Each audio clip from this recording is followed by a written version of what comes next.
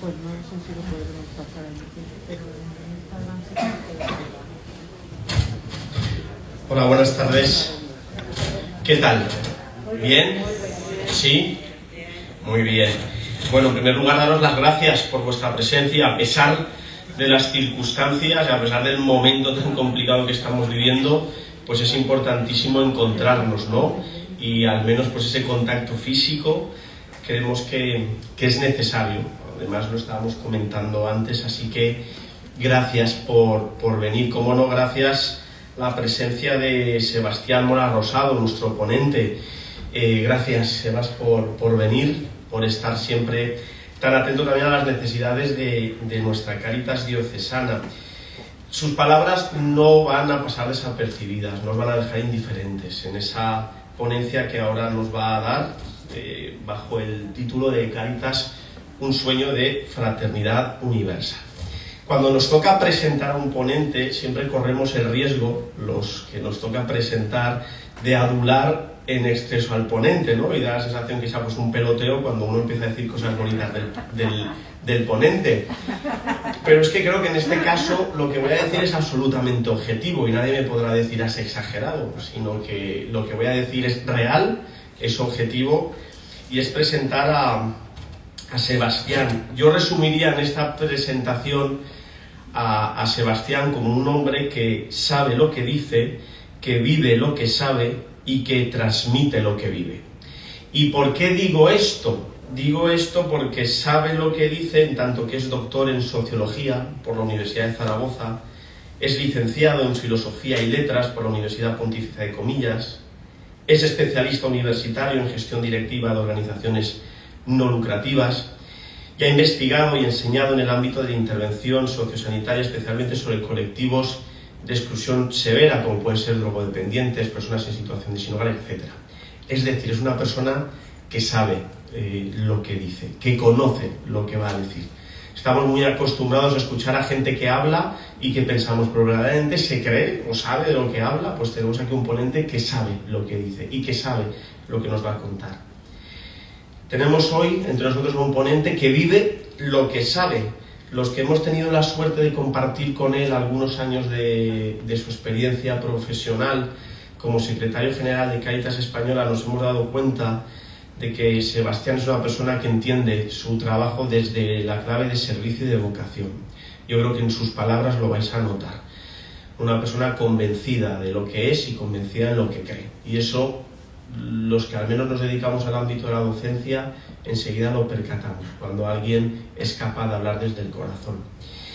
Vive lo que sabe porque fue secretario general de Cáritas Española, director ejecutivo de la Fundación FOESA, gestionando el 7º informe FOESA, ha dirigido la revista Documentación Social, ha pertenecido a diferentes comités de ética asistencial y actualmente pertenece al Consejo Asesor de la Cátedra de Refugiados de la Universidad de Comillas y colabora en la Cátedra José María Martín Patino de Cultura del Encuentro. Es voluntario en la Asociación A Tiempo de Vallecas, que trabaja con personas drogodependientes, es decir, una persona que vive lo que sabe. Y es una persona que transmite lo que vive, es un gran comunicador, lo vais a ver. Habla con muchísima claridad y también algo que personalmente a mí me gusta mucho es que de vez en cuando pues saca ese sentido del humor que le caracteriza, ¿no? Además es docente y los docentes pues bueno, tienen ese don de saber transmitir lo que uno sabe, lo que uno conoce. En la actualidad es docente en la Universidad de Comillas, imparte Cristianismo y Ética Social, y también imparte la asignatura Sociedad Civil y Organizaciones No Gubernamentales en el grado de Filosofía, Política y Economía. Y algo que no se suele decir cuando presentamos a un ponente, porque única y solamente nos centramos en su experiencia académica o profesional, es que está casado, supongo que felizmente casado, ¿no? Y es padre de 2 hijos y una hija, ¿no? Eso también imprime carácter. Para muchos de los que estamos aquí, que lo conocéis, Sebas despierta autoritas. Yo me acuerdo, antes se lo comentaba a Javier, cuando me nombraron director de Cáritas, me nombraron siendo relativamente bastante joven, con 30 años. y yo me acuerdo que iba a los espacios confederales, a la Asamblea General, y lo escuchaba hablar, y quiero públicamente darles las gracias porque de lo que yo le escuchaba me hacía mis discursos de todo el año. Y con las cosas y las claves que nos daba a los equipos directivos de las Cáritas diocesanas, yo sacaba y extraía un montón de ideas fuerza, de ideas clave, que de alguna manera u otra luego le cambiaba la palabra confederal por Valencia y ya tenía pues mucho material. ¿Por qué? Porque además de lo que dice, pues yo creo, y los que hemos trabajado con él, ¿no?, los anteriores equipos directivos, Aurora, pues bueno, somos conscientes que es una persona que conjuga dos cosas claves e importantísimas: la razón, el conocimiento y sobre todo el corazón, que yo creo que es muchísimo más importante cuando alguien habla no solamente de mente, sino también habla de corazón. Así que no he sido pelota, sino que he dicho la verdad, la realidad de una persona que sabe mucho, que sabe transmitir y que además ha dedicado gran parte de su vida a trabajar desde la clave del servicio, desde la vocación. Así que con todos vosotros, con todas vosotras, Sebastián Mora.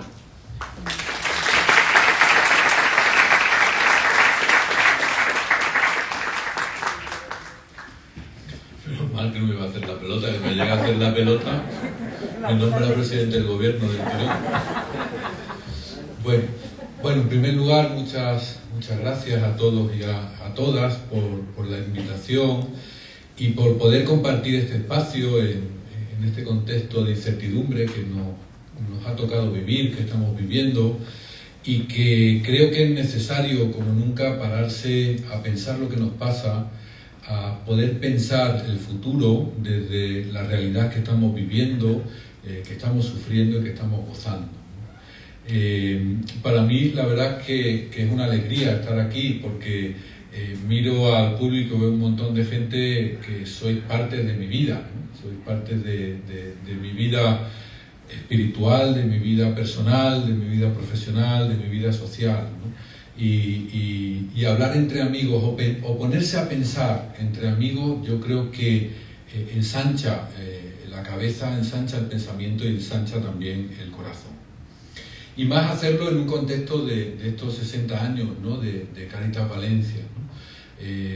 Pues Cáritas Valencia es 4 años más vieja que yo, o sea que yo ya estaba ahí pidiendo salida cuando se creó Cáritas Valencia y al poco llegué, ¿no? Por lo tanto es también como un recorrido de lo que es una vida, ¿no? Lo que yo voy a intentar hacer hoy de forma muy sencilla es, bueno, pues pararnos a pensar esos 60 años desde el tiempo que nos ha tocado vivir, ¿no? Y dar algunas claves de este tiempo pandémico, de este tiempo de incertidumbre, de complejidad que nos está tocando vivir, porque creo que, como trataré de mostrar y de demostrar, la pandemia significa un tiempo eje, un tiempo axial, que dicen los pensadores, ¿no? Un tiempo donde va a haber un antes y un después de la pandemia, ¿no?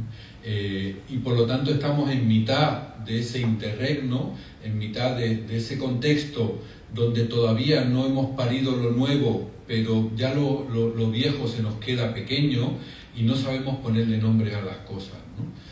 Bueno, pues 4 o 5 características de este tiempo que nos ha tocado vivir, para pasar un poco a plantear, bueno, ¿dónde estaría el decantado, la esencia, desde el punto de vista de la presencia social de Cáritas, cara al futuro y aprendiendo del pasado? ¿Cuáles son los procesos, los horizontes que entiendo yo que tendríamos que profundizar desde la enseñanza del pasado, pero para proyectar el futuro, ¿no? Ese dinamismo que me gusta llamar de la caridad en la historia y para la historia.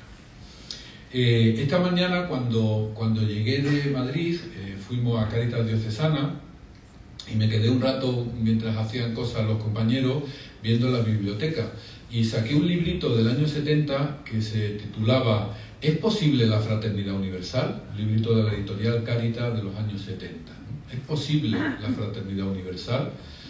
Y yo decía, y hoy nos vamos a preguntar por ese sueño de la fraternidad universal, ¿no? Y de alguna manera, desde una afirmación contundente, ¿la fraternidad universal es posible? es deseable y tenemos que comprometernos en su construcción. Si realmente nos llamamos cristianos, si realmente nos llamamos seguidores de Jesús, tenemos que estar plenamente convencidos de que es posible, de que es deseable y de que tenemos que comprometernos en la construcción de ese mundo fraterno, universalmente fraterno. Y para eso tenemos que iniciar un camino que seguramente no veremos ninguno de los que estamos aquí, pero que sin el todavía no cumplido, pero en camino a ese reino escatológico, a ese cumplimiento total de esa fraternidad universal. Pero no podemos pasar por encima de lo que nos está pasando. Muchas veces desearíamos no pasar determinados contextos, muchas veces nos gustaría olvidar determinados contextos, pero creo que el cristianismo como religión encarnada epistemológicamente nos lanza a leer la realidad. No hay evangelio que no se lea desde la historia y para la historia. El evangelio no es un conglomerado de ideas o de valores, sino que es una hermenéutica para leer el aquí y el ahora y proyectar el futuro. Y desde ese aquí y ahora, el primer elemento que me gustaría compartir es que estos tiempos pandémicos que estamos viviendo, este COVID-19 se ha convertido en un tiempo eje, en un tiempo axial, en un tiempo de cambio. Ya no vamos a ser lo que éramos antes del COVID, dicho de forma muy resumida. Ya no vamos a sentir como sentíamos antes del COVID, ya no vamos a proyectar como proyectábamos antes del COVID.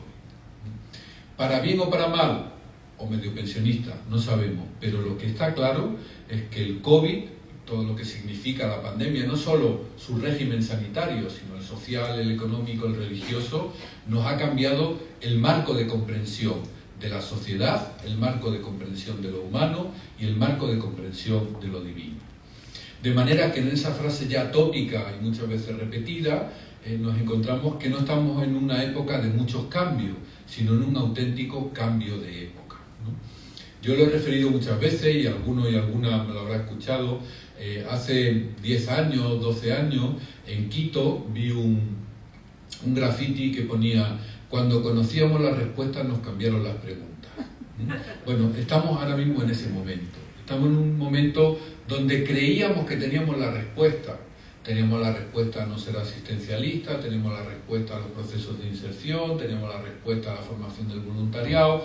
Funcionarían más o menos, pero teníamos la respuesta. Bueno, pues cuando teníamos la respuesta nos cambiaron las preguntas. Por lo tanto, tenemos que volver a iniciar nuevas respuestas. Y seguramente esas nuevas respuestas nos van a dar nuevas interrogantes. Pero no estamos en un tiempo donde lo que sabíamos puede ser aplicado de manera automática a lo que nos toca vivir, sino que estamos en un tiempo donde las interrogantes nos van a situar en otro marco de comprensión y en otro marco de existencia. Decía Beck, un sociólogo que conocido por su teoría de la sociedad del riesgo, que murió hace unos años, en un libro que escribió, que dejó póstumo, terminó su mujer, un libro que tampoco es de lo más profundo sociológicamente de Ulrich Beck, pero sí que es muy sugerente, escrito antes de la pandemia. Él decía, y el libro se titula La metamorfosis del mundo, decía: el mundo que nos ha tocado vivir no se adapta a ninguno de los conceptos clásicos de la sociología del cambio. Cambio, transformación, progreso, revolución. Y él decía, realmente lo que nos está sucediendo es una auténtica metamorfosis del mundo. No es que esté habiendo cambios en el mundo, sino que el mundo está cambiando. Bueno, pues el COVID ha acelerado este proceso de cambio de una manera absoluta. Y yo creo que esto es un primer elemento para pensarnos cara al futuro. Y como decía Bauman, en este tiempo de cambio es un tiempo de interregno. Sabéis que el interregno es un espacio donde se ha muerto el rey anterior, pero todavía no tenemos el rey nuevo, con lo cual tenemos un espacio donde estamos sin rey, y esto se utilizaba en la antigüedad como un criterio de tránsito. Bauman dice, todavía no tenemos los conceptos para nombrar lo nuevo y seguimos aplicando conceptos nuevos a situaciones nuevas, y eso produce mucha incertidumbre, nos sume en un mar de interregno, de no saber dónde estamos. Bueno, pues desde ese concepto es el primer elemento que tenemos que vehicular y que tenemos que pensar. Vivimos en una época de pensamiento transitorio, porque la misma realidad es transitoria. No hay verdades absolutas en el marco de lo social. Hay verdades absolutas en el marco de lo teológico, pero no las hay en el marco de lo social. Primer elemento que me parece relevante. El segundo, el COVID se ha mostrado como un fenómeno social total, que decía Marcel Mauss. ¿Y qué quiere decir un fenómeno social total? Pues quiere decir que ha sido un fenómeno que ha afectado a todas las facetas de nuestra existencia. Ha afectado a nuestra forma de relacionarnos, a nuestra forma de producir, a nuestra forma de querernos, a nuestra sexualidad, a nuestra forma de rezar, a nuestra forma de celebrar, a nuestra forma de estar en el mundo de una manera existencial y global. Fijaros las facetas que podemos tener en la vida. Hoy, con varias personas que me he encontrado después de hace mucho tiempo, parecía que estábamos jugando a piedra, papel, tijera. Te doy la mano, no te doy la mano, abro la mano, pongo el puño o bailamos sevillana. Bueno, pues algo que era tan evidente como te veo, te doy un abrazo, te doy un beso, dependiendo de la confianza que tienes con las personas, pues se convierte en una especie de Michael Jackson bailando a ver qué te doy, ¿no? A ver qué te doy. Pero si retomamos a lo profundo de nuestra alma, cómo celebramos, incluso cómo celebramos sacramentalmente, cómo nos reunimos a celebrar lo más profundo de nuestra fe, pues se ha trastocado también de una manera muy intensa.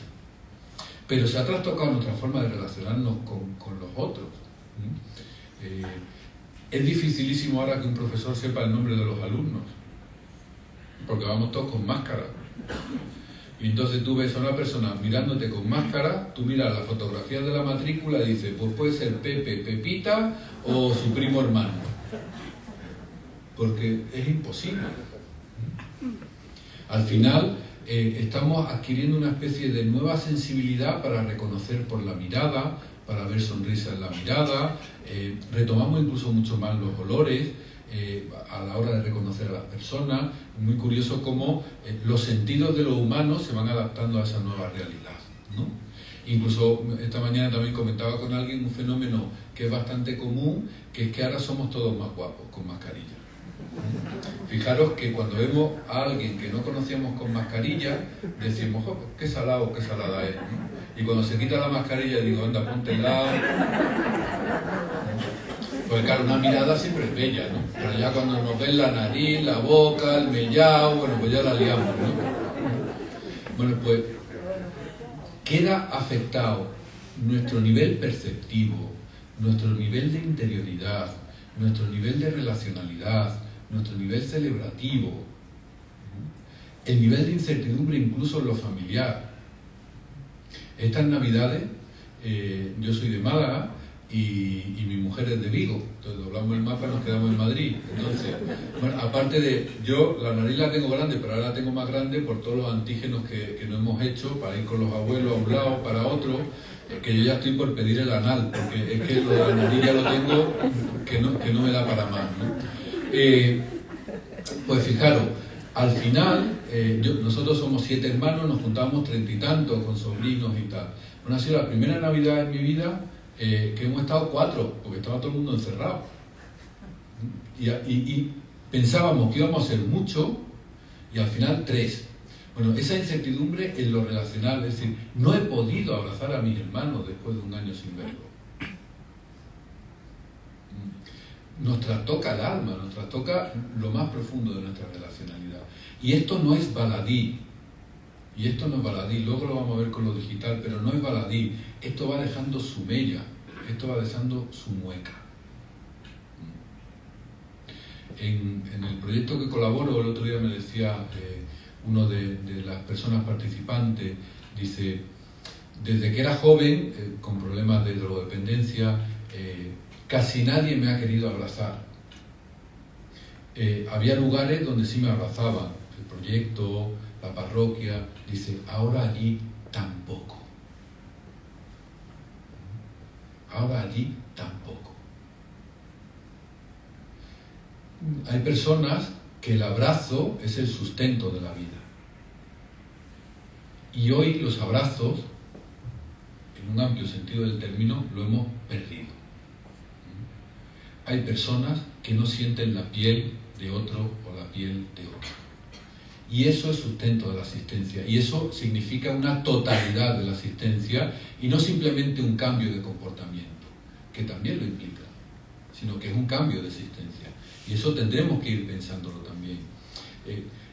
Fijaros, en los tiempos de pandemia, más de confinamiento, cuando hemos tenido que intervenir por la vía digital, pues sin duda ninguna hemos cambiado parámetros de la intervención. Hemos cambiado parámetros de la intervención. Y eso somos conscientes todos y todas, ¿no? Bueno, pues segundo elemento, no solo vivimos en un tiempo de tránsito, sino que vivimos en un tiempo donde la totalidad de nuestra existencia se está viendo revolcada. Esto nos lleva a un tercer momento de un tiempo de incertidumbre, de paradoja y de complicaciones. De alguna manera, en los tiempos del COVID hemos vivido que lo bueno y lo malo, o lo que teníamos claro que era bueno y era malo, a veces se tocan e incluso no sabemos qué es lo bueno y lo malo. Porque todo es bastante paradójico. ¿Qué es mejor? ¿Tener la misa retransmitida por YouTube o no tener nada?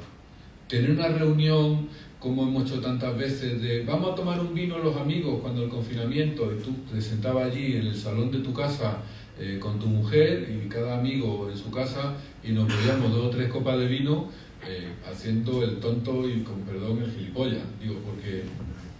Pero, ¿qué es mejor? ¿Eso es bueno? ¿Eso es malo? ¿Eso construye? ¿Eso destruye? ¿Eso anhela? ¿Eso nos desespera? ¿Eso genera esperanza? ¿Cómo organizamos la intervención? ¿A quién priorizamos? ¿Cómo priorizamos? ¿Es bueno el teletrabajo? ¿Es malo el teletrabajo? ¿Qué potencia? ¿A qué le quita potencia? Bueno, vivimos en un tiempo donde las polaridades van a ser muy confusas. Y tenemos que saber que nos situamos ahí. A veces se hace de forma muy simplista, ¿no? Como cuando decimos, ¿qué? ¿Salud o economía? Bueno, pues eso que es muy simplista, pero que tiene también parte de razón. Yo digo, ¿vivir o sobrevivir? Porque, vale, puede ser que sobrevivamos, pero puede ser que empiece mucha gente a preguntarse, ¿y para qué sobrevivir? En una zona de Cataluña, digo esto porque es el dato que tengo, una zona sanitaria de Cataluña, se ha incrementado en un 190% las ideaciones autolíticas de suicidio de mujeres menores de 25 años. Digo de mujeres porque es el dato de este estudio. Un 190%. Es decir, la gente está sufriendo mucho en este momento paradójico, en este momento de complejidad. Lo veremos después. Bueno, pues un tercer elemento. La incertidumbre es el nombre de nuestra existencia. La complejidad es el lugar de nuestra existencia. La paradoja es el ámbito de nuestras evaluaciones. Y eso es muy fastidiado, porque por muy modernos que nos creamos, al final a los humanos nos gusta saber cuál es el camino. Después escribimos mucha poesía de se hace camino al andar, no sé qué, ¿no? Pero cuando ponemos Google Maps, ya sé por dónde ir. Y nos da como mucha paz.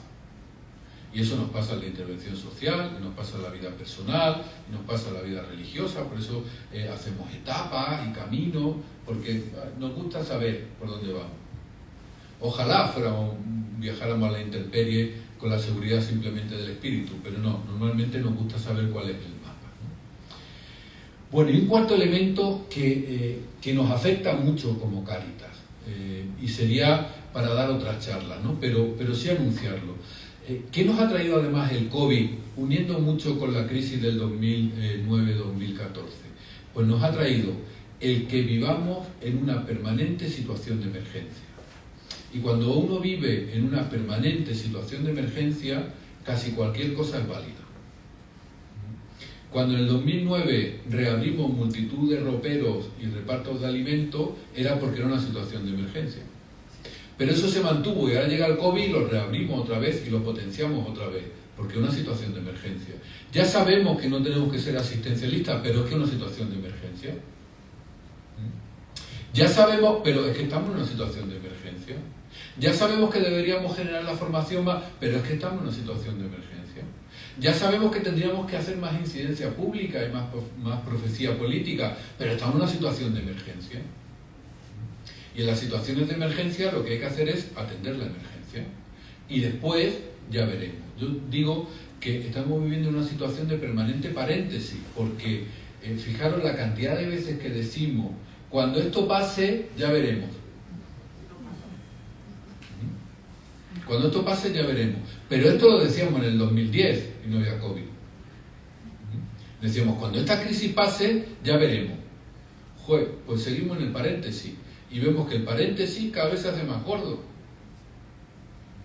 Y fijaros que incluso las movilizaciones, podemos decir, como mucho más desde el barrio, desde el tejido asociativo, desde los vecinos, durante la pandemia se convirtieron en espacios tremendamente asistenciales. Los movimientos vecinales, que fueron el parangón de la protesta social, de la recreación social, lo que hicieron fue repartir bolsas de comida. Estoy haciendo caricaturas, hicieron más cosas, pero al final lo asistencial, lo asistencialista, se instaló porque en situaciones de emergencia vale cualquier cosa. Se están haciendo cosas en el ámbito sanitario, como consultas telefónicas, que eso, en una situación no de emergencia, incluso podría denunciar al médico. Pero ahora, como estamos en emergencia, pues cualquier cosa es válida. Y eso nos pasa también en nuestra vida personal, eso nos pasa en nuestra vida profesional, y eso nos está pasando en la acción social y en la acción sociocaritativa, y nos está pasando en Cáritas. Cuando quitemos los paréntesis ya veremos. Cuando volvamos a reabrir los espacios de acogida, es que no vuelven los voluntarios y las voluntarias de acogida, al menos no en el mismo número. Es que hay muchas parroquias, que en Valencia no sé, ¿no? Pero en Madrid ya hay parroquias que no tienen voluntarios de acogida, o no están los voluntarios de acogida que había.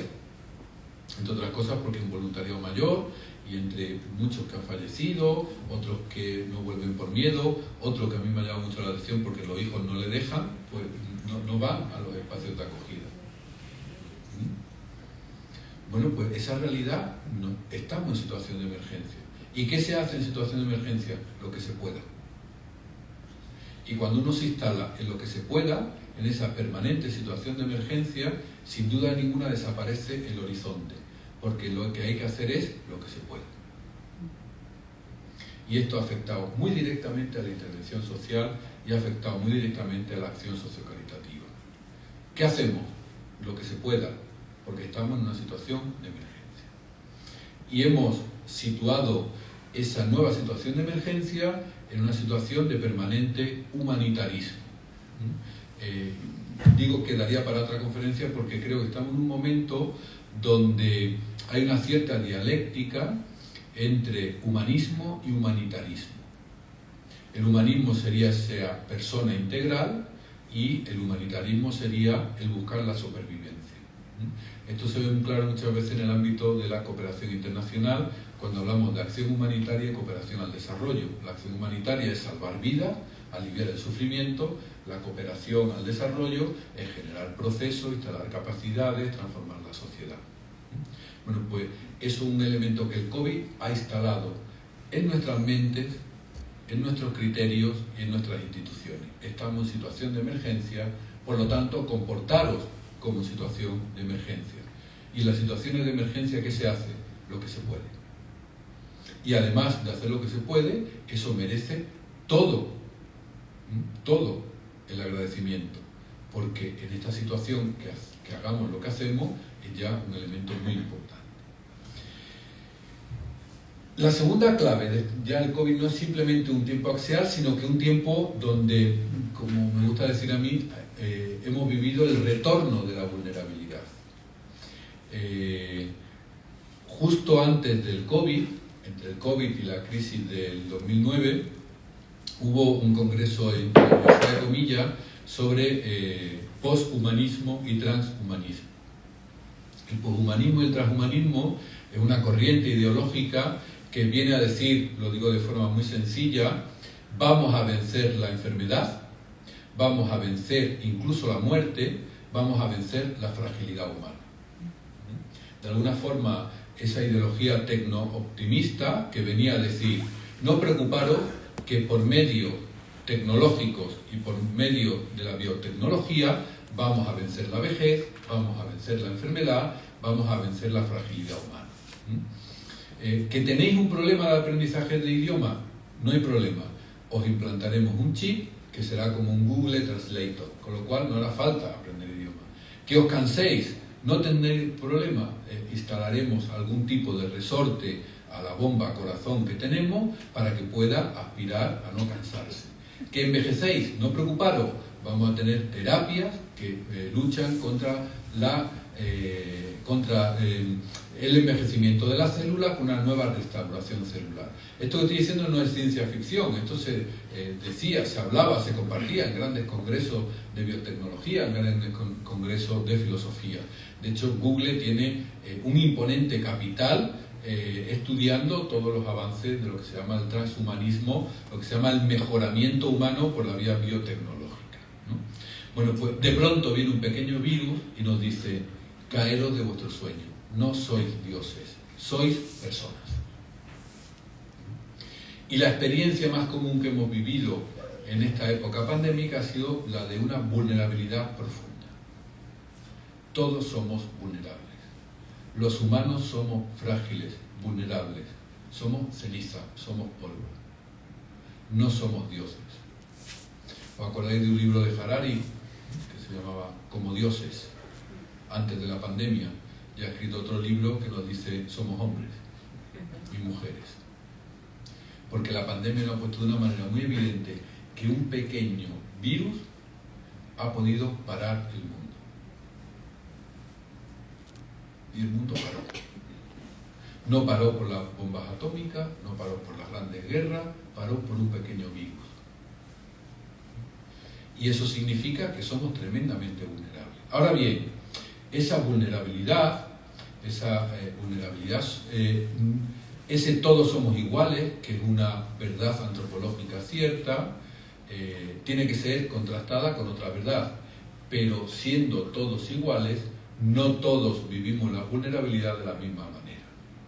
No solo hay una vulnerabilidad antropológica, sino que el COVID ha puesto encima de la mesa que hay una profunda herida social en nuestras sociedades. Todos somos iguales dentro de la desigualdad. Todos somos carne y carne mortal, pero hay otros que mueren de forma mucho más sufriente, de forma mucho más rápida y de forma más desigual que otros. De alguna forma, esto nos ha llevado a ese elemento de consenso ahora mismo, elemento que viene mucho de la teología, de la filosofía feminista y del pensamiento ecofeminista, de pasar del pacto de los cuidados, del contrato social al pacto de los cuidados. De alguna manera vivíamos en clave de ciudadanía y ahora empezamos a hablar en clave de cuidadanía. Cómo fundamentar los derechos, introduciendo también el derecho al cuidado, porque somos vulnerables y hemos visto que de lo que más ansiamos es poder cuidar y poder ser cuidados. De las heridas más grandes que queda abierta la pandemia es que no hemos podido cuidar a seres queridos que se han ido. No nos han dejado cuidarlos. Y hemos visto cómo hemos sufrido, no simplemente porque no nos han cuidado, que también lo hemos sufrido, sino porque no hemos podido cuidar. Y esa herida queda en la parte más profunda del corazón. Y hay gente que después de 2 años te sigue repitiendo, no me pude despedir. No me pude despedir.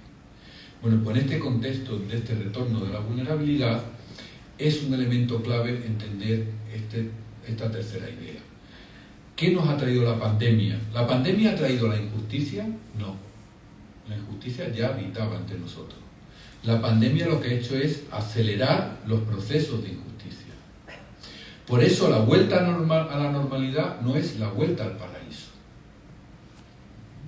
Fijaros, si veis el FOESA que se presentó ayer, y lo comparáis con el FOESA que se presentó en el año 20 y lo comparáis con el FOESA que se presentó en el año 14, vamos a ver claramente que estamos ahora en una situación intensísima, la más intensa de estos tres bloques, pero que la vuelta al 2019, y la vuelta al 2014 no es la vuelta al paraíso, porque en el 2014 y en el 2019 nuestra sociedad era estructuralmente desigual y llevaba a muchas personas a vivir en la exclusión y la pobreza. Bien, es cierto que ahora cuantitativa y cualitativamente, de forma más intensa y de forma más extensa, pero tendríamos que volver a la anormalidad de una sociedad justa y equitativa y no aspirar a volver a una normalidad donde significaba que millones de hermanos y hermanas nuestras estaban condenadas a vivir en la cultura del descarte. Por eso, esa frase de Walter Benjamin en su tesis sobre la filosofía de la historia, la número 8, decía: la tradición de los oprimidos nos muestra que el estado de excepción en el que vivimos es la regla. Es decir, para los pobres y los excluidos, vivir en la exclusión es lo normal, y por eso no podemos volver a la normalidad. Tendríamos que volver a la anormalidad. Y la anormalidad es la construcción de una sociedad justa y equitativa. A mí me parece muy importante, al menos así lo pienso, entender cómo el COVID no ha creado una sociedad injusta, sino que ha acelerado una sociedad que de salida ya era injusta. Si hubiéramos partido de una sociedad justa y equitativa, estaríamos hablando de otro impacto del COVID en el mundo y otro impacto del COVID en nuestra sociedad. Pero partíamos de una carrera donde ya había gente que iba muy por delante. Y el COVID lo que ha hecho ha sido intensificar y acelerar esos procesos de desigualdad y de injusticia. El COVID, ese virus que ha parado el mundo, con sus implicaciones totales en lo social, no ha creado una nueva injusticia, ha acelerado la injusticia en la que vivían. Y para nosotros los cristianos, y cito textualmente al Papa Francisco en Fratelli Tutti, el número 69, la inclusión o la exclusión de las personas que sufren en el costado del camino define todos los proyectos económicos, políticos, sociales y religiosos. La totalidad de nuestra evaluación viene dado por las personas que están excluidas o incluidas. Dicho de manera provocadora, oye, ¿cómo le va a la Iglesia en España? Mal. Porque hay millones de personas a los bordes del camino. Y esas personas a los bordes del camino define todo proyecto económico, social, político y religioso. Decir, aumenta la desigualdad, aumenta la exclusión, aumenta la pobreza y en la Iglesia estamos muy bien, significa un oxímoron desde el Evangelio. Y creo que esto es otro elemento fundamental en este momento, porque hablamos que el futuro de Cáritas no es solo el futuro de Cáritas, sino que es el futuro de la Iglesia. Hace unos años, antes del COVID, el cardenal Turkson, que era hasta hace unos meses el jefe del Dicasterio de Desarrollo Humano Integral, en una reunión en Mozambique, nos decía, Cáritas, era una reunión de distintas Cáritas de África y algunas europeas, el principal objetivo de Cáritas es liberar a los pobres y salvar a la Iglesia. Liberar a los pobres y salvar a la Iglesia. Porque el futuro de la Iglesia está en las personas que están al borde del camino. Evidentemente, hablando en términos sociales, el futuro de la Iglesia siempre está en la centralidad de Jesucristo, pero en términos sociales, el futuro de la Iglesia está en estas personas al borde del camino. Por eso, más que nunca en esta situación, tenemos que ser capaces de reaccionar con un nuevo sueño de fraternidad y amistad social que no se quede solo en palabras. Qué importante es soñar juntos. Los sueños se construyen juntos. Soñemos como una única humanidad. Ahora mismo hay un imperativo evangélico que nos llama a un sueño común. Tenemos el imperativo evangélico de soñar en común.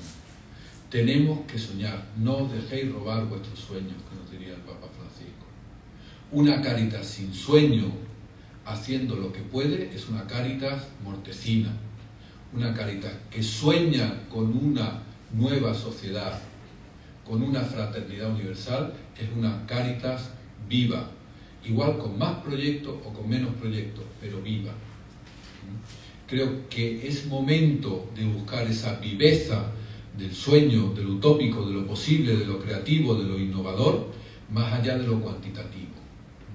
Seguimos excesivamente anclados en lo cuantitativo y tenemos que descubrir cuáles son nuestros sueños en común. Y si no soñamos en común, significa que no tenemos futuro. Aquel dicho brasileño tantas veces repetido, el sueño de uno es solo un sueño, el sueño de dos es el sueño de dos personas, el sueño de muchos es ya una pequeña realidad. Pues necesitamos soñar, pero soñar juntos y proyectar juntos una nueva forma de entender. Desde ahí creo que tenemos que ir a las fuentes. Y aquí hay un primer cometido para poder soñar juntos. En la tradición teológica, en la tradición cristiana, hay dos formas de filiación o dos formas de construir la fraternidad. Una podemos llamar la filiación vertical, todos somos hermanos porque somos hijos e hijas de un mismo padre, y otra la que podemos llamar la filiación horizontal, que siempre de forma pedagógica se ha hablado de los dos palos de la cruz, la parte vertical y la parte horizontal. Esa parte horizontal donde la filiación significa la capacidad de aproximarme. No es que solo seamos hermanos porque somos hijos de un mismo padre, sino que nos hermanamos en la tarea, en el dinamismo de aproximarnos a los otros, de hacernos prójimos a los otros. Proximidad y proximidad evangélicamente se correlacionan. Soy prójimo del que me hago próximo, y esa proximidad no tiene por qué ser únicamente espacial. Soy prójimo del que me hago próximo. Y hay una realidad que a veces idealizamos con la pura fraternidad vertical. Todos somos hermanos y hermanas porque somos hijos de un mismo padre. Pero bueno, ya nos odiamos convenientemente siendo hijos de un mismo hijo e hija de un mismo padre, ¿no? Aquello que tantas veces he comentado yo de un amigo mío que tengo que es ateo, pero una persona con la cual se puede dialogar muy profundamente, y durante un tiempo visitó alguna de las Cáritas parroquiales que yo visitaba, y después de un tiempo me dice: mira, Sebas, es impresionante lo que hacéis, los proyectos, el compromiso. Dice: ya solo os queda una cosa, que os queráis entre vosotros. Porque nos cansamos de decir que somos hijos e hijas de un mismo padre, pero peleados por la herencia.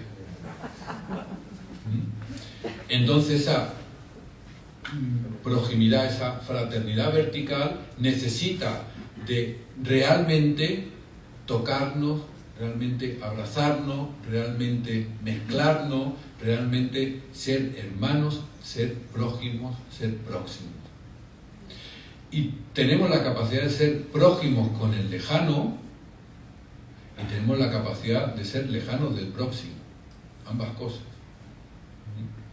Y esta proximidad horizontal nos llama a ser prójimos de todos nuestros hermanos y nuestras hermanas, con distintas formas de proximidad. Algunos será con colaboración en la lejanía y otros con el contacto, con la vinculación afectiva, relacional, capilar con las personas. Aquí tenemos nuestra fuente. Aquí tenemos la fuente donde todo mana y corre, que diría San Juan de la Cruz. En este volver al fondo de nuestra filiación divina y en este volver al fondo de nuestra filiación humana. En este don recibido de ser hijos e hijas de un mismo Padre y esa misión y tarea compartida de aproximarnos a todas las personas, especialmente a aquellos que están caídas y caídos a los bordes del camino. ¿Y cuál sería esa constitución de los retos de la Cáritas del futuro? Mirad, a mí se me ocurría poner esos 4 elementos, partiendo de unas características sociales que me parecen relevantes. Esto no es la totalidad de lo real, ni es la totalidad del dinamismo de Cáritas, sino elementos que me parecen fundamentales en estos momentos. Mirad, vivimos en una sociedad que es conscientemente ciega y amnésica, una sociedad sin memoria y una sociedad que no quiere ver. Una sociedad donde miramos a espaldas del dolor del mundo, como dice el Papa Francisco en Fratelli Tutti, y nada se puede construir de espaldas al dolor del mundo. Lo hemos visto durante la pandemia cómo hemos tratado de ocultar el sufrimiento, de no ver la injusticia. Lo vemos continuamente con los procesos migratorios. Lo vemos cuando nos olvidamos que la tradición de los oprimidos nos muestra que la excepción es la regla. Tenemos una corta memoria, somos amnésicos al sufrimiento de las víctimas. Pero ante eso reclamamos esa característica de poder tener visión. Esa mística de ojos abiertos que decía Metz que tiene que tener el cristiano. Mística de ojos abiertos porque no es simplemente mirar al fondo de una nebulosa espiritual, sino de ser capaces de trascender lo espiritual en el dolor del mundo. Esa memoria, pasión y resurrecciones que decía Metz. Por lo tanto, aquí hay una primera tarea. Desde Cáritas, a todos los que somos Cáritas, nos toca desvelar la injusticia y el dolor del mundo.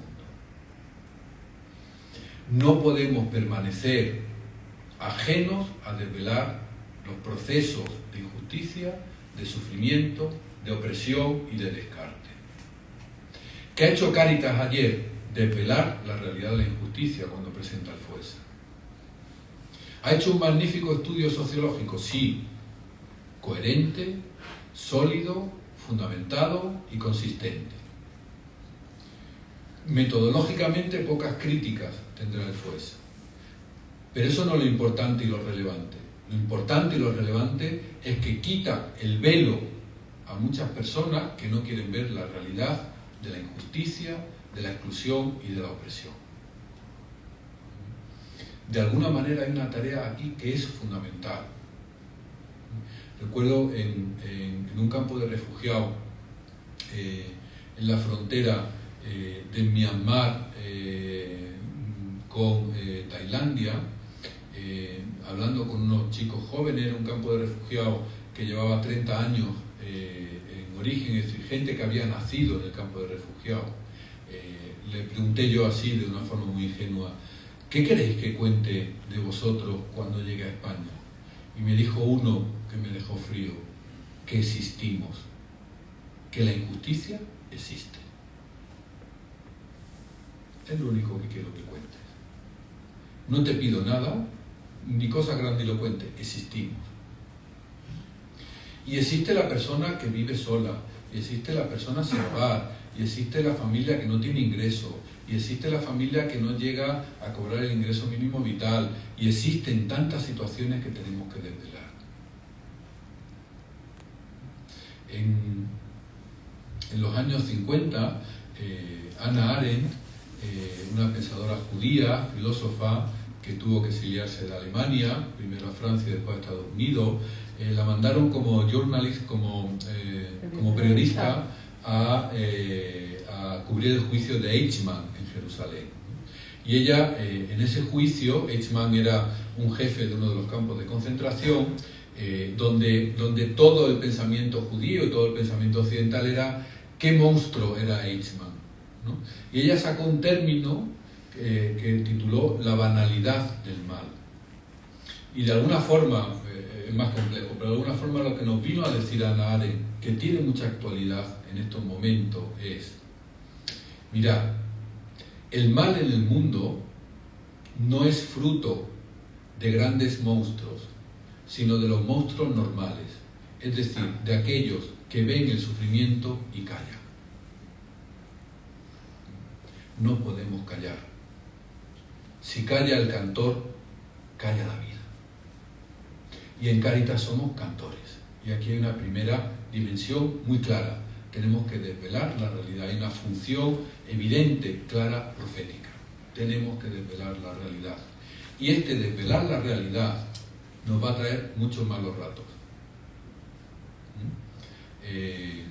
¿Sabéis aquella frase tan repetida de Helder Cámara, ¿no? Cuando doy de comer al hambriento me llaman santo, cuando pregunto por qué tienen hambre me llaman comunista. Pues nos llamarán comunistas, nos llamarán de Podemos, nos llamarán revolucionarios, nos llamarán buenistas, nos llamarán tantas cosas. Pero hay una función de que no podemos banalizar el mal del mundo. Dice el Papa Francisco en Fratelli Tutti, nadie se atreverá a decir que un inmigrante no tiene la misma dignidad que nosotros, pero muchas personas lo tratarán como si no tuviera la misma dignidad. Y otras muchas personas callarán. Aquí, en primer misión, desvelar la realidad, porque si calla el cantor, calla la vida. Una segunda característica de nuestras sociedades es el tema del aislamiento y el individualismo. Para el Papa Francisco la clave de todo el gobierno de los sociales es el individualismo. Y curiosamente en el FOESA de ayer, frente a lo que nos ha podido parecer que durante el tiempo de la pandemia las comunidades se habrían reforzado, básicamente lo que nos viene a decir de forma más compleja es que no se ha incrementado el sentido comunitario de la asistencia, sino que se ha profundizado en el sentido individual de la asistencia. De alguna forma, eso que llamamos la gran desvinculación en el informe FOESA del 2019 sigue presente entre nosotros después de la solidaridad de los balcones. Fue efímera y de alguna manera no ha mantenido la constancia en el tiempo. Es decir, el individualismo, el sálvese quien pueda, sigue siendo una clave fundamental de nuestra existencia. Bueno, pues ante eso, evidentemente, la clave evangélica, la clave en sentido de Cáritas, es relación, fraternidad y encuentro. Hay una tarea clara que es vincular. ¿Qué tenemos que hacer en Cáritas? Vincular. Y vincular significa relacionarnos los iguales. Y vincular significa relacionarnos los desiguales. Y vincular significa generar espacios donde las personas que habitan en la exclusión se relacionen con los que habitamos en la inclusión. Y generar relación significa que los creyentes de otras religiones se relacionen con los que tenemos la creencia en el Dios del Evangelio. Y que los altos se relacionen con los bajos y que los guapos nos relacionemos con los feos. Vincular, relacionar. Tender puentes, que tantas veces dice el Papa Francisco. Y para tender puentes hay que derribar muros también. Si me preguntarais, la clave de la intervención del futuro, ¿dónde está? En generar comunidad. La clave de evaluación de cualquier proyecto es, ¿hemos generado vinculación? ¿Hemos generado tejido social? ¿Hemos generado vinculación? Sí, adelante. No, valoremos en qué estamos fallando. Siempre habrá grados, siempre habrá indicadores, pero hay una clave que es fundamental. La Cáritas del futuro es una Cáritas o que hace comunidad o que no es Cáritas. Y tendrá que hacer comunidad hacia adentro, dimensión vertical de la fraternidad, y hacia los lados, dimensión horizontal de la fraternidad. En la clave de las migraciones, en la clave de la política de género, en la clave de las políticas de exclusión social, en las claves de las políticas interreligiosas, relación, comunidad y comunidad. No hay posible fraternidad sin comunidad. Tercer elemento o clave, vivimos en una sociedad desconfiada. No nos fiamos ni de la madre que nos parió. Desconfiamos de la política y de los políticos, desconfiamos de las instituciones, desconfiamos de la iglesia, desconfiamos de nosotros mismos, desconfiamos de los vecinos. Veníamos hablando, Nacho y yo, de las cosas que hacíamos antiguamente en campamentos y cosas de este tipo y nos meterían en la cárcel. digo, por las cosas que hacía, ¿no? Bueno, pues yo recuerdo que mi madre, nosotros éramos 7, y mi madre nos dejaba con el vecino y con la vecina a los 7. Oye, que me voy, que ahí quedan. Vaya, ahora mismo viene el fiscal del menor y paso en prisión durante 5 años. ¿Por qué? Porque se confiaba en el vecino. Esto es solo para explicar, no tiene contenido, no es para que lo imitéis, pero yo recuerdo que el vecino, uno de los vecinos, pues yo, hubo una época en mi vida que no era como Nacho más presentado, sino que era un poquito más y me dio por romper farolas, ¿no? Y recuerdo que salió el vecino y me pegó una torta que todavía me duele. Entonces yo fui a mi padre y le dije, papá, Pepe me ha pegado, ¡pum! Otra. No hay que pegar, digo que está mal pegar. Pero, ¿qué había tras la torta de mi padre, aparte de un mal contenido educativo? Pues había una confianza en Pepe. O sea, si Pepe te ha pegado, es que te lo mereces. Si hoy en día yo le pego al hijo del vecino, me tengo que venir a vivir a Valencia. No hay que pegar, digo que estoy, el ejemplo, no hay que pegar a nadie, pero hay una desconfianza absoluta. Pero hay una desconfianza también en lo social. Fijaros, analizaros vosotros y vosotras mismas en el campo simplemente de lo social. Bueno, es que he derivado a esta asociación, pero ya sabemos cómo esta asociación. La verdad es que no me fío, porque claro, solo están pendientes de la subvención. Bueno, tendré que... No nos fiamos. Hay una desconfianza instalada en nosotros. Y cuando todos desconfiamos de todo, es muy difícil generar confianza para la convivencia. Y por eso hay una clave básica y una clave que es participar y cooperar. Cáritas va a tener que perder mucho el tiempo en participar en espacios donde a corto plazo va a tener muy poco reporte. Yo siempre digo, hay que estar en la plataforma, redes y tal. Pues mira, lo que me sale de la tripa es que no, porque la verdad, mira que perdemos tiempo en reuniones y otra vez, y para atrás y para adelante. ¿Hay que estar como opción? Sí. ¿Por qué? Porque tenemos que construir confianza.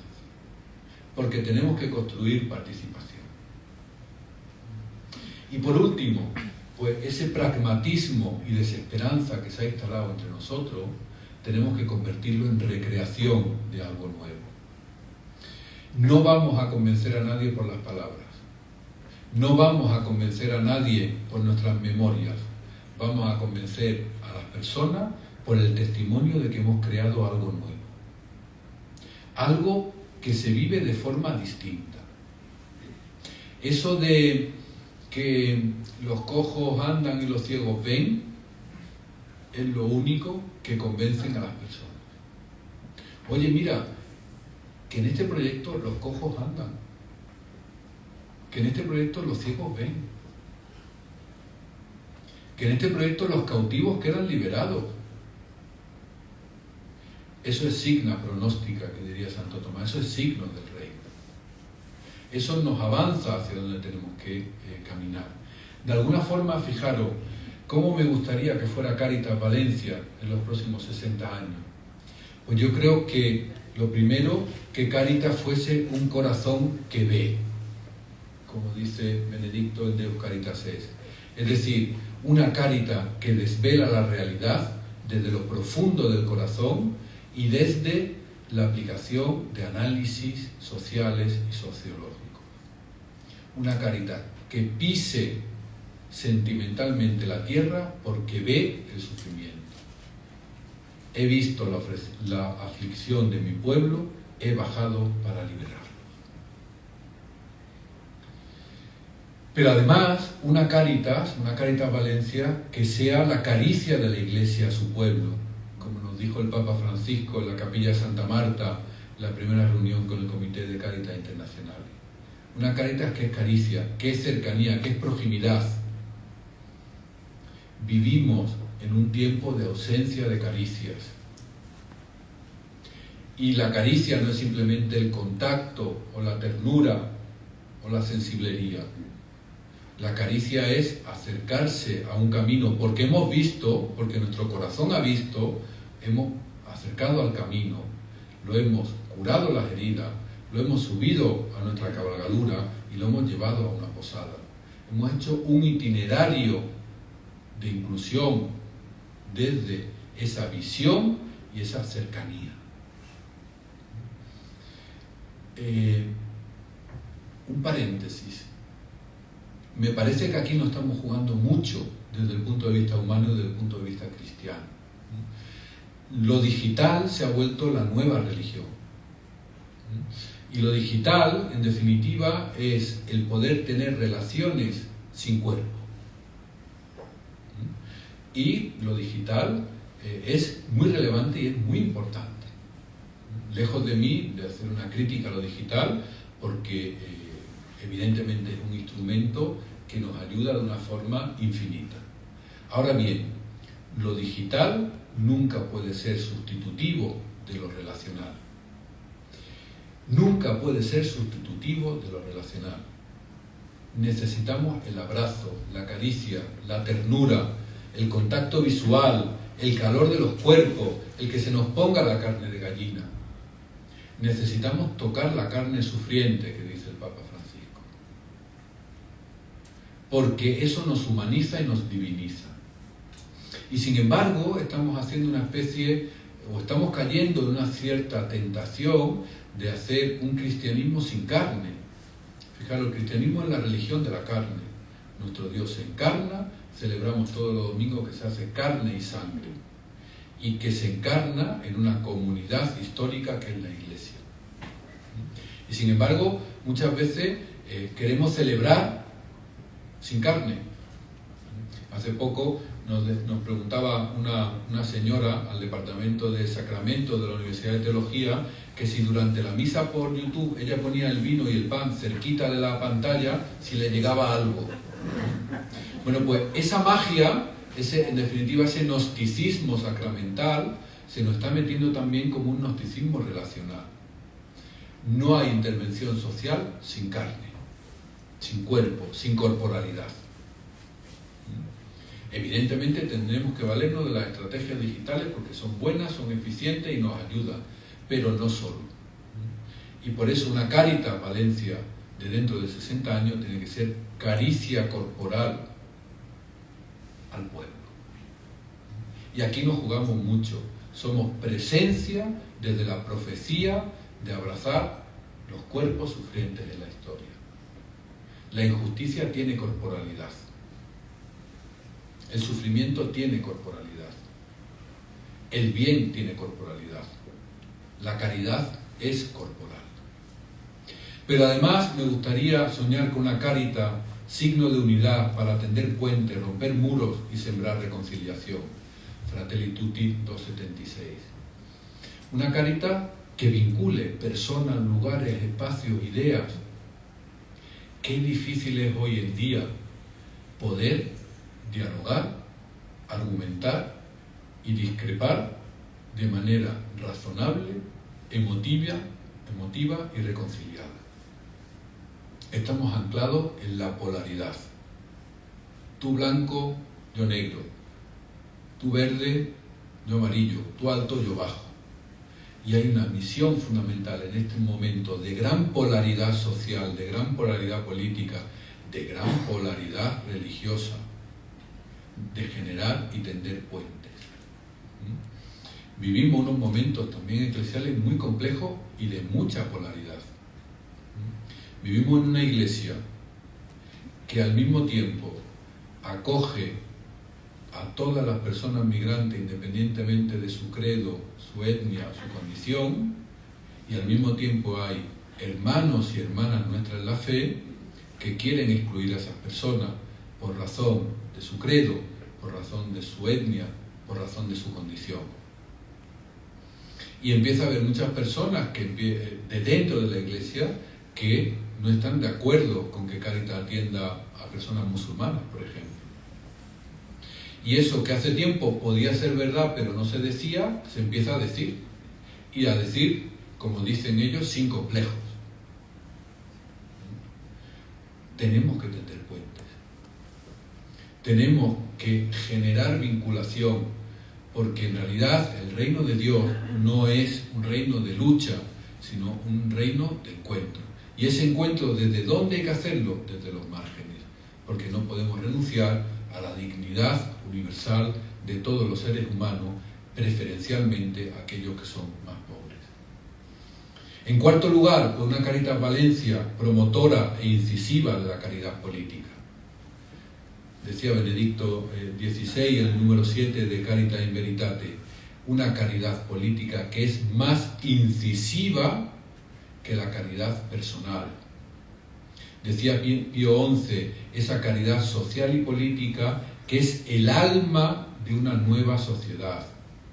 Y dice el Papa Francisco en Fratelli Tutti, esa caridad política a la que todos los cristianos estamos llamados como vocación.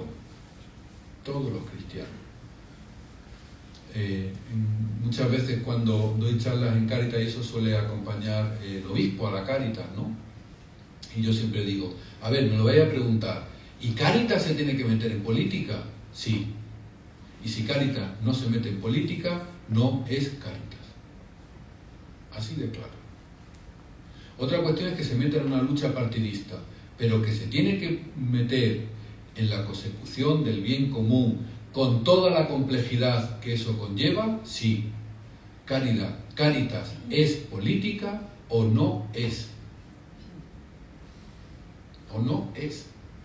Y esto es difícil y es complejo, pero es lo que es. Y a veces se nos tachará de conservadores, y a veces se nos tachará de progresistas, y a veces se nos tachará de avanzados, y a veces se nos tachará de tradicionalistas, a veces se nos tachará de voceros, a veces se nos tachará de buenistas, bueno, de todo menos bonito. Pero es esa realidad. Fijaros que el Papa Francisco en Fratelli Tutti incluso dice, normalmente el ámbito de la política se dejaba para los laicos, ¿no? Dice, pues incluso los sacerdotes, los clérigos, los obispos, quieran o no, están llamados a la política. Porque si viven en una sociedad, son políticos.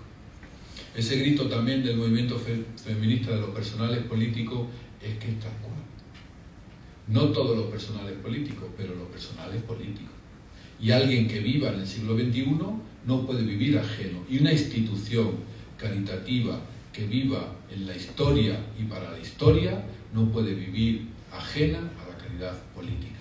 Y si vive ajeno a la caridad política es que no vive en el mundo. Y nosotros, la misión de Cáritas es servir al mundo desde el mundo. No desde los cielos angelicales, sino desde el mundo y en el mundo.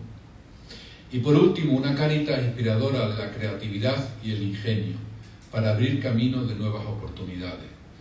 Me gustaría llamaros poetas sociales, como llama el Papa Francisco los movimientos populares, esos movimientos que generan una nueva poesía de lo social, una nueva forma de vivir en lo social, porque el Evangelio no deja de ser Evangelio de lo social, poesía de lo social, poesía de lo posible, que todavía no está en acto, pero que ya está de alguna forma en semilla. Una Cáritas que sea corazón que ve, que sea caricia, que sea signo de unidad, que sea caritativa desde lo político y que sea creativa desde el ingenio para abrir nuevos caminos, que sea poesía de lo social. De alguna manera, creo que la única tarea que nos queda a Cáritas como iglesia y como cristiano es esperar y acelerar la venida del reino, donde la justicia será plena y la fraternidad universal. Muchas gracias.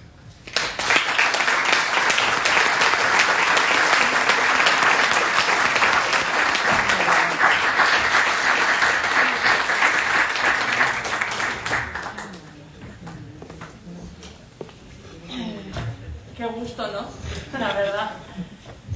Y qué pena que no podamos continuar este abrazo largo que estamos teniendo, ¿no? Porque cogiendo las palabras que dice Sebas, pues creo que él esta tarde nos ha regalado un abrazo también, ¿no? Un espacio de, creo que somos afortunados los que podemos estar aquí. Ay, perdonad. ¿No me habéis oído? ¿Sí? Sí. En el momento no hay.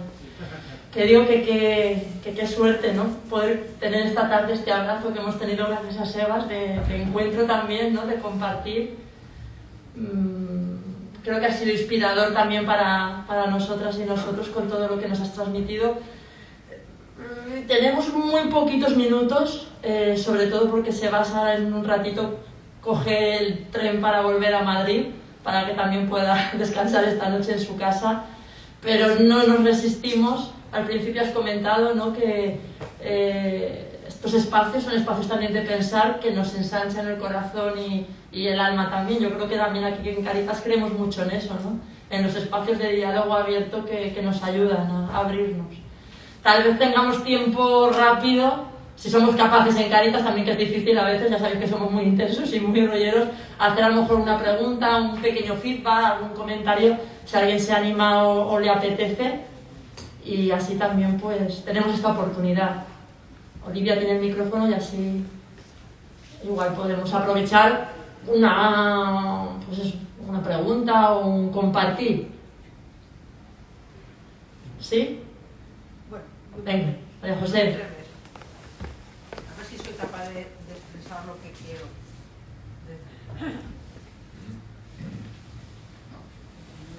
Bueno, a lo mejor se me entiende. ¿Se me oye?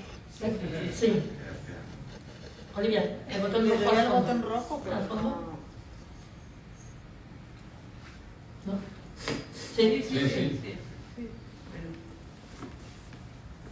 A ver, yo pienso que, según cómo veo yo las cosas en estos momentos, una de las injusticias que veo, que para mi punto de vista es denunciable, es el abuso que se está haciendo con la subida de alquileres a las personas que están llegando a día de hoy.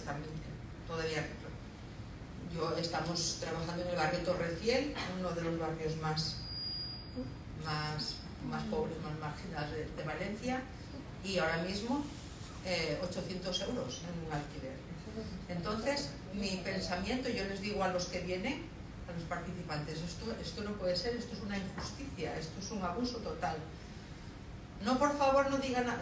Digo, pero es que nosotros tenemos que denunciar eso, porque esto es un abuso y esto es un robo y esto no se puede permitir. Entonces, mi pregunta es, ¿qué podemos hacer? Porque yo confieso, por si me tenéis que reñir, me reñís, yo confieso que lo he hecho 2 veces en este tiempo de pandemia. Yo le he pedido permiso a la persona que me ha dado el teléfono y digo, no se preocupen, yo a ustedes los voy a dejar de maravilla, pero yo quiero hacerles ver a estos señores que están cometiendo una injusticia con ustedes. Que alguien sepa que nos damos cuenta de que esto no puede ser, ¿vale? Yo he hecho esa llamada, tengo que decir que Dios ha puesto unas palabras en mi boca para dejar a estos señores bien, para que no tengan luego represalias con ellos y los tiren a la calle, pero en una de ellas hubo un efecto que les bajaron 200 euros en el alquiler. Quiero decir, yo no sé si es la manera más correcta, pero ¿de qué manera podemos denunciar las injusticias que vemos y los abusos que vemos? Por ejemplo, el otro día me enteré de que una persona que trabaja en un restaurante del centro de Valencia está sin contrato, sin papeles y sin contrato, y gana 1.000 euros, porque me lo dijo la madre que estaba sentada en nuestro despacho. No creo que me haya dicho una mentira. O sea, pero claro, está sin papeles, sin contrato, y no hay miedo a una injusticia tan grande. Pero claro, por otro lado dices, es que le está dando de comer. Entonces, tú te quedas ahí con ese pesar dentro de decir... Sí. Digo, los casos son infinitos, ¿no? Y cada uno habría que tratarlo de una manera particular. Yo diría que hay 3 dinamismos que tenemos que actuar al mismo tiempo, ¿vale? Uno es el dinamismo de clave personal. Yo lo veo y yo a veces, no siempre, puedo o a veces no debo, pero siempre hay una apelación personal. ¿Qué puedo hacer yo como voluntaria, como profesional de Cáritas en ese contexto, ¿no? Entre otras cosas porque a veces nosotros nos envalentonamos, pero las personas en exclusión no pueden tener esa capacidad, tenemos que tener mucho cuidado. Yo diría, tenemos que ser muy prudentes, muy juiciosos, pero a veces sí que podemos tener alguna palabra. Y hay una primera apelación que es una apelación personal. La segunda, y esta me parece una clave que evidentemente no es a corto plazo, pero por la cual no podemos pasar encima, que es la organización de las personas en exclusión. Creo que tenemos que ir dejando de ser voz de nadie, porque ellos tienen voz, y tendríamos que ser movilizadores y dinamizadores de su propia voz, de su organización colectiva, para poder tener palabras sobre lo que le está ocurriendo. Y nosotros ser más soporte de ese dinamismo que palabras de ese dinamismo. Y ahí hay un elemento que tenemos que trabajar, que es un trabajo, una carrera de fondo, pero a la cual no podemos renunciar y a la cual hemos renunciado con mucha facilidad durante mucho tiempo. Hay países en Europa, por ejemplo, que la autoorganización de las personas migrantes es infinitamente mayor que aquí. La autoorganización de las personas sin hogar, los hijos de Don Quijote en Francia, es mucho mayor de la de aquí. Y aquí no hemos tenido esa clave de autoorganización popular para reclamar sus derechos, porque ellos tienen voz. Ahora había estos días un movimiento que se ha hecho con esto de los bancos de soy viejo pero no tonto, ¿no? Bueno, soy migrante pero no soy tonto, soy una persona drogodependiente pero no soy tonto, es decir, no pierdo mi capacidad, mi dignidad para defender mis derechos. Y nosotros ahí tenemos que tener una clave de acompañar de alguna manera esa autoorganización y esa movilización. Y en tercer lugar, yo creo que nos queda la causa más estructural, es decir, podemos analizar el mercado del alquiler, digo por el ejemplo que tú has puesto en Valencia, y tratar de hacer aportaciones al gobierno municipal, al gobierno autonómico y al gobierno central. Y ahí en Cáritas yo creo que tenemos una dinámica que también desde los informes FUESA nos puede ayudar a esa presentación, a ese lo que se llama el advocacy o el lobby social, la abogacía social que podemos hacer como institución. Desde esas tres claves creo que tenemos que empezar a caminar, la más personal, la más comunitaria y la más estructural. Y tenemos que acompañar esas tres a la vez.